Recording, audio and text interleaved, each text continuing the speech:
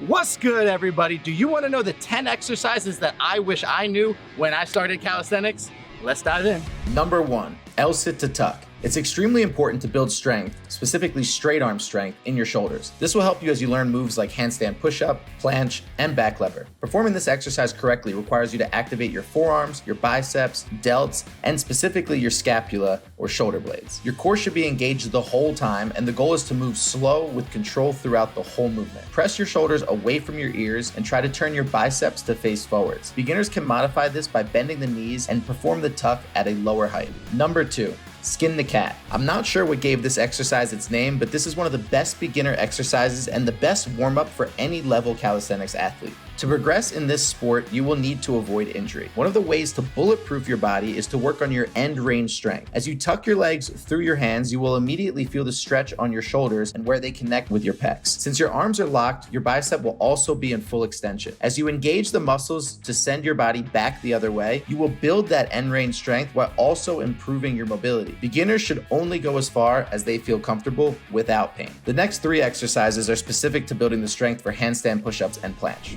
Number 3, handstand push-ups against the wall. The first thing to note is that your chest should be facing the wall. This allows you to be in proper handstand alignment as you perform the push-up. Your back doesn't arch and you can bring your head in front of your hands. Believe it or not, this is correct form. If your back is on the wall, you are fully arched with elbows wide during an overhead press that does not properly reflect the strength needed for a freestanding handstand push-up. When your chest is on the wall, your goal is to keep your spine from drooping. Press your feet into the wall and lift your hips off. As you lower down, you can keep your elbows tighter, your face in front of your hands, and your body at an angle as is proper form. Number 4, the elevated pike push-up. This is one of the best exercises for building strength for the handstand push-up because it's not as difficult as the full movement, and therefore you can perform enough reps to get the volume and time under tension necessary to build strength. As explained in the handstand wall push-ups, your head should come in front of your hands with your eyes gazing upwards, not through your hands. Keep your elbows in tight and breathe out on the way up. You can regress this exercise by reducing the range of motion and doing 3/4 reps. Beginners should start without elevation, performing just standard pike push-ups. Number 5, the banded 90-degree handstand push-up. This exercise requires a bit of a setup as well as a resistance band fitted for your level. If you have 2 frames next to the bar, this is ideal but not necessary. The goal of this exercise is to help you build strength for the 90-degree push-up and the planche push-up, although this strength will also directly apply to the handstand push-up. Side note, it will also get your shoulders looking super jacked. Start the movement with your hands behind the bar, not directly under the bar and not in front, just a hand's distance behind. This will ensure you have proper balance when you kick the handstand. First, find your balance. If you have a cage or some frames, you can straddle and let your legs touch. Now slowly lower down. Bring your face forward and your body to 90 degrees. Most people can stop right there, having performed just the negative or eccentric part of the movement. As you get stronger, or with a tighter band, you can try to push back up all the way to handstand. Number 6, front lever with a band. For those wanting to master the front lever, this will be your go-to exercise. Step inside a resistance band and hold it tight under your butt so the slack is in the front. Now loop this slack over a bar that's about waist height. Now step 1 foot into the band and then the other. This may take some finessing, but you'll find the sweet spot. With this exercise, you're building a ton of scapular strength, core strength, you're squeezing your glutes, your lats, etc. You can perform static holds, and when you get strong enough, try to do front lever pulls. Make sure to find a band that will allow you to hold this position for about 10 seconds. Anything less is too short to gain strength. Number 7, front lever single leg extension. Continuing with front lever strength, this move is the first progression without a band. You will engage all of the same muscles, the lats, the scapula, your core, triceps, etc. The goal should be to hold this static pose for as long as possible. As you build strength, you'll be able to open up more and more. Your other leg will not need to be tucked so tightly, so you can increase the difficulty by starting to extend that as well. This becomes the beginning stages of the front lever.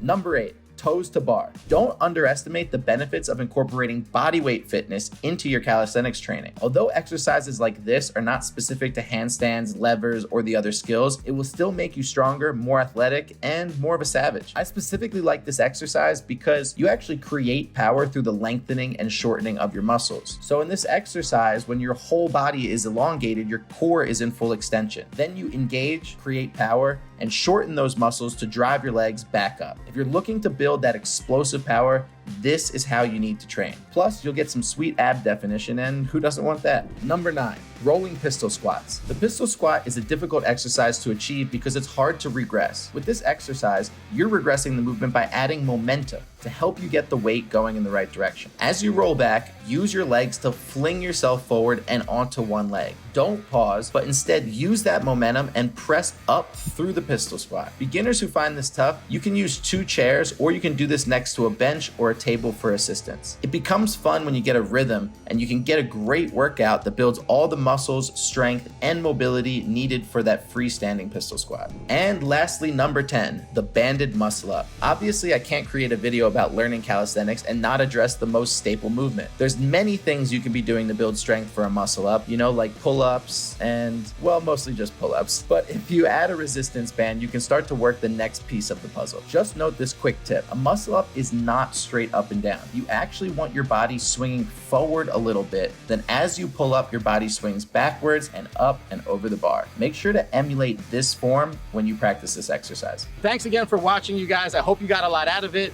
If you feel like helping a brother out, go ahead and subscribe. Like this video, only if you liked it. I'll see you guys on the next one. Peace.